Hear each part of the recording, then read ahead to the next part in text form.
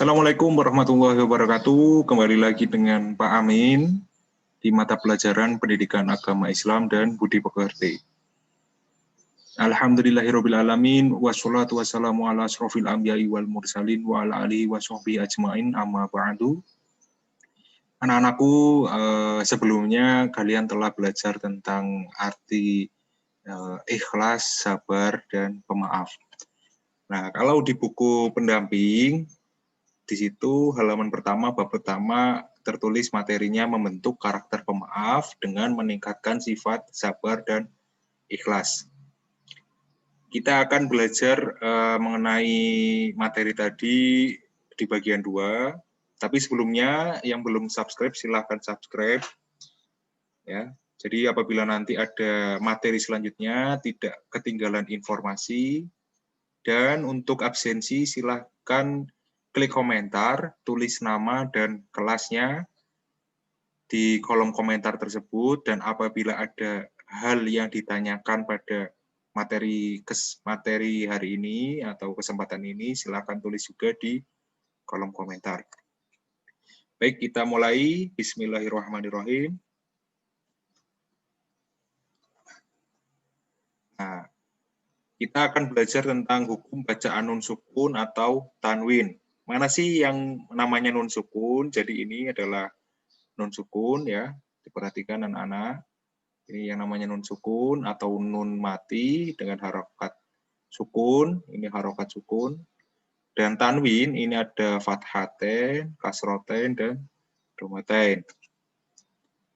Nah, di hukum bacaan nun sukun atau tanwin itu dibagi menjadi 5.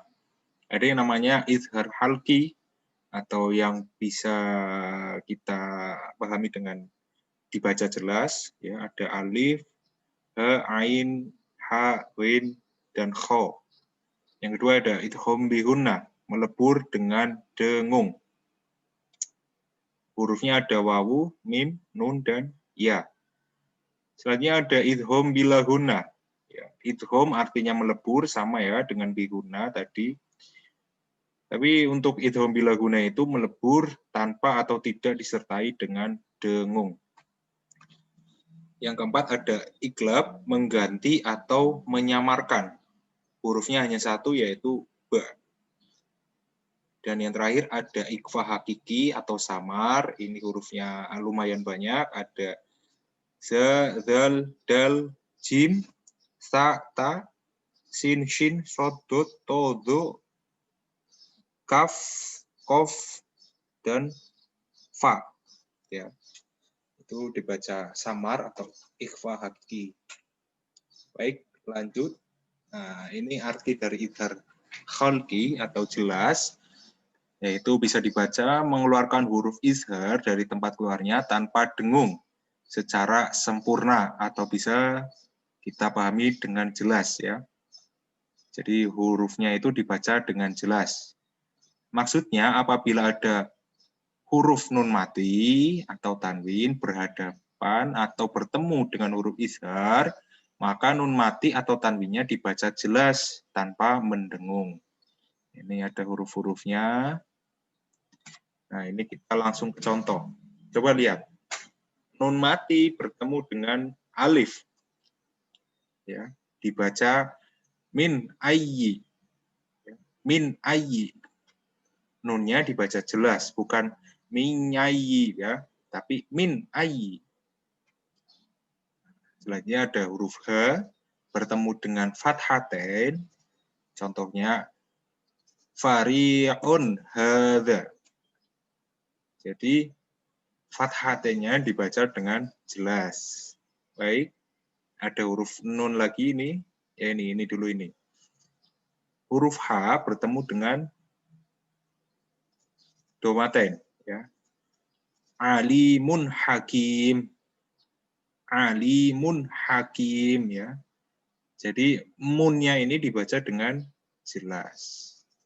Itu juga dengan contoh yang lain bisa dipraktekkan sendiri ya. Yang penting ya itu kalau izhar khalqi, izhar khalqi itu dibaca jelas nunnya atau tanwinnya. Yang kedua, idgham bihunna, melebur dengan dengung. Ya, idgham artinya memasukkan, bihunna artinya dengan dengung. Baik, hurufnya ada 4, wawu, mim, nun, dan ya. Jadi apabila nun mati atau tanwin bertemu salah satu huruf ini, ya huruf tadi yang 4 itu, maka harus dibaca dengan melebur dan dengan dengung. Contohnya, ini contohnya ada huruf nun mati bertemu dengan huruf ya. Mayyaqulu, ya, mayyaqulu. Jelas ada dengungnya di situ. Nah, contoh lagi, fathaten bertemu dengan huruf nun, ya.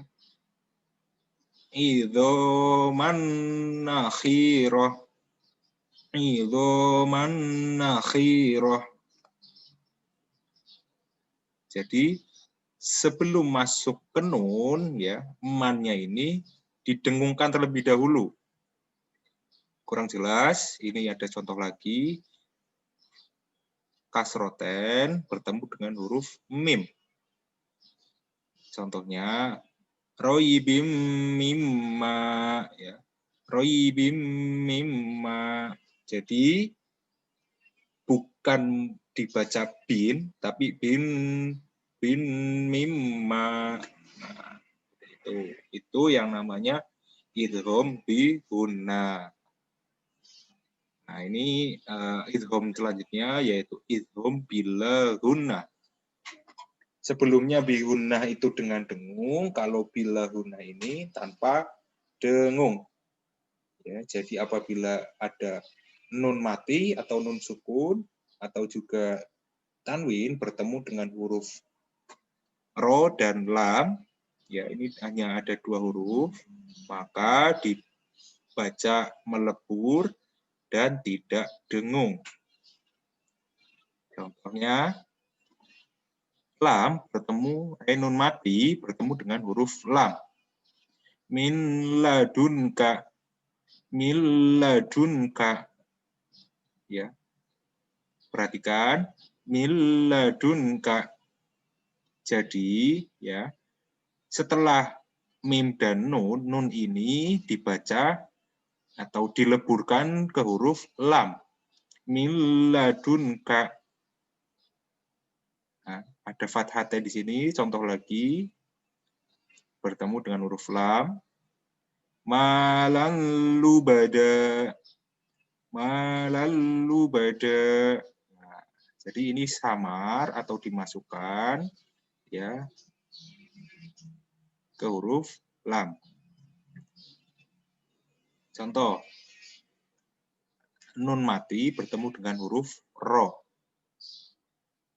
Mirrobbihim, mirrobbihim, ya. Jadi hampir nunnya ini hampir hilang karena idgham bilahuna itu meleburkan ke huruf setelah huruf yang ditemui oleh nun sukun atau tanwin, ya, tanpa dengung. Bukan mirrobbihim, bukan, itu ada dengungnya, tapi membacanya mirrobbihim, ya, jelas tanpa dengung. Nah, itu contoh dari idgham bilahuna. Nah, yang ketiga nih, yang selanjutnya, yang keempat berarti iqlab, mengganti atau menyamarkan. Ya.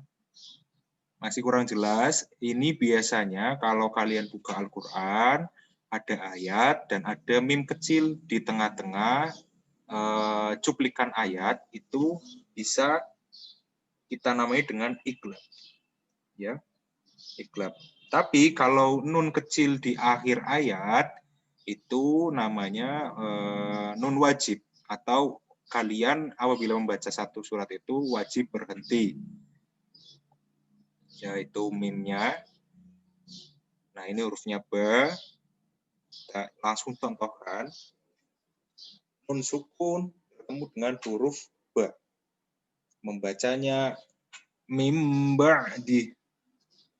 Jadi mim mim, ya. Setelah huruf mim dan nun ada mim kecil di sini.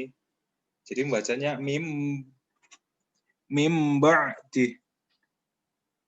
Jelas?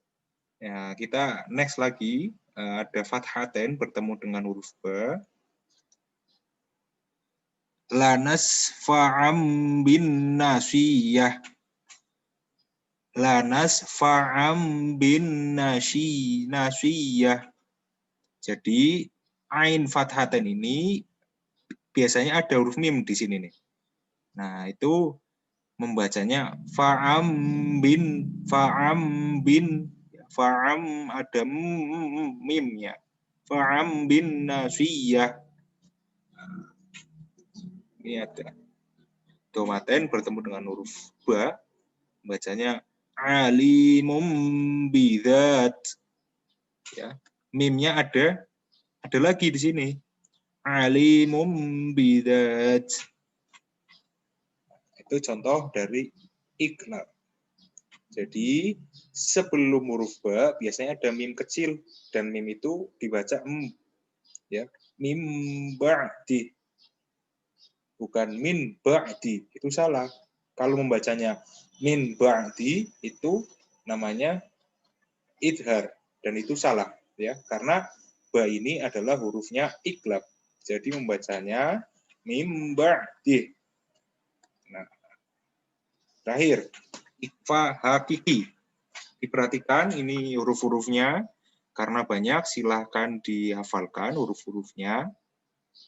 Ya, jadi mengucapkan huruf dengan sifat di antara idhar atau jelas dan idhom, artinya melebur atau masuk tanpa tasydid dengan mempertahankan hunnah atau dengung.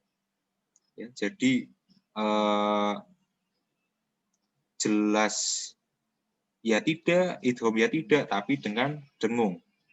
Maka apabila ada huruf nun mati atau tanwin bertemu dengan huruf salah satu dari ke-15 huruf ikhfa, maka nun mati atau tanwin ya dibaca bunyinya samar disertai dengung selama 2 rakaat atau 2 ketukan.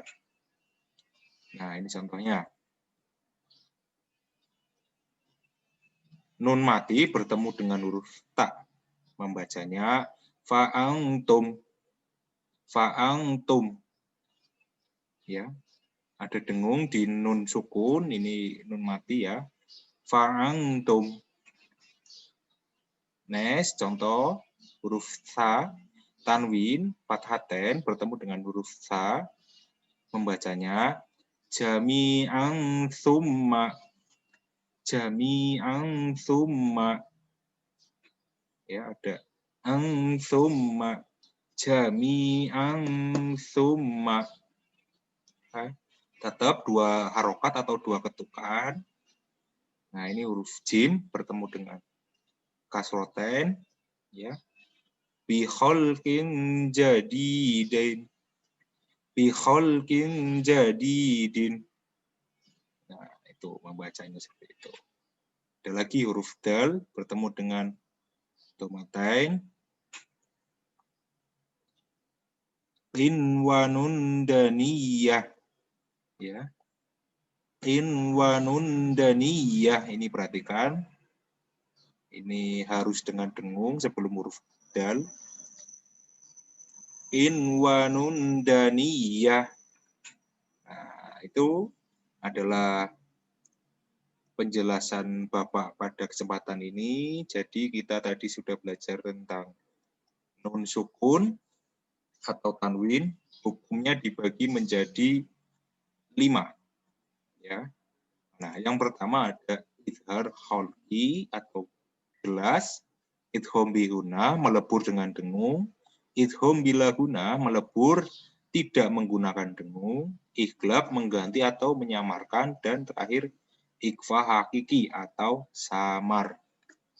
Nah, seperti itu. Apabila ada yang ditanyakan, silahkan klik pada kolom komentar. Ya, dan jangan lupa tetap like ya dan subscribe. Sekian kesempatan pembelajaran jarak jauh kali ini. Bapak akhiri dengan bacaan Hamdalah. Alhamdulillahirabbil alamin.